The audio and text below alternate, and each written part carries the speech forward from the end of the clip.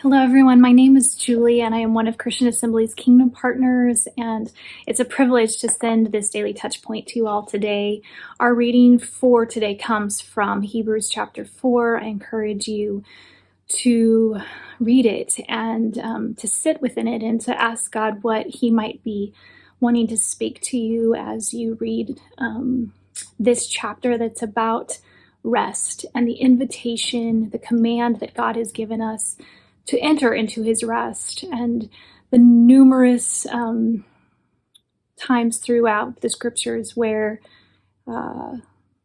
people didn't enter and didn't choose, weren't obedient to rest, and the consequences that came from that. And in chapter 4, verse 7, it says, "Therefore God again set a certain day, calling it today, when a long time later he spoke through David, as was said before, today if you hear his voice, do not harden your hearts." And that scripture, it comes from Psalms. It's quoting Psalms 95, where it says that today if you hear his voice, do not harden your hearts as you did at Meribah, as you did that day at Massa in the desert, where your fathers tested and tried me, though they had seen what I did. For 40 years I was angry with that generation. I said, they are a people whose hearts go astray, and they do not know my ways. So I declared an oath in my anger, they shall never enter my rest. And I think about how much rest matters to God.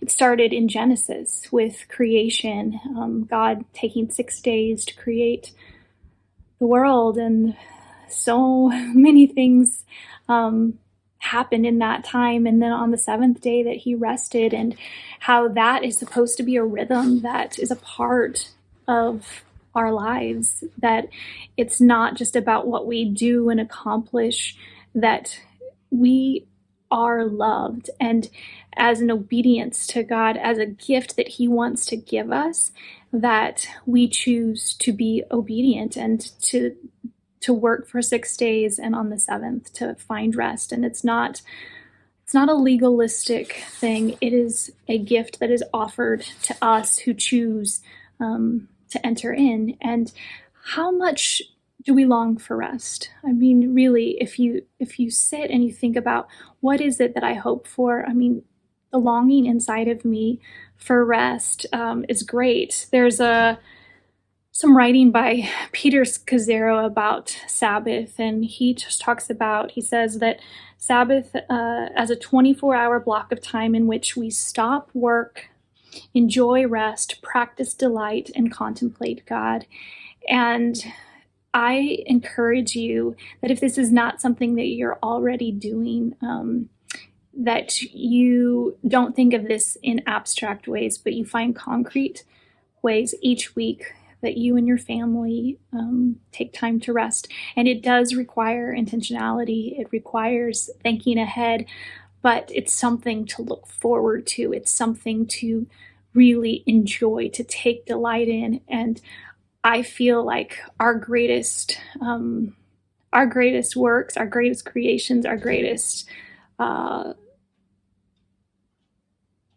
thoughts, and what God is actually wanting to accomplish within us and through us, it can come from this place of rest. It can come when we are slowing down enough to remember who we are and who God is.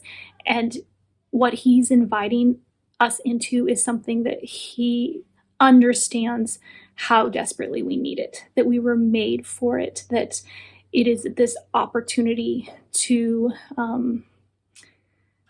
slow down and to stop from what society may be telling us. This is why you matter, this is how you matter, this is how you're going to amount to something. And God is saying, no, you pause, stop, and let me just remind you how utterly loved you are apart from anything you do. And then from that place of knowing who you are and who God has made you to be and who God is, then let's dream, let's create, let's imagine. And so I invite you to enter in and to find ways to enter his rest. It will require intentionality, but may we grow in this, and may we use it as a spiritual discipline to find more of who God is and who he wants us to be. So be blessed, friends.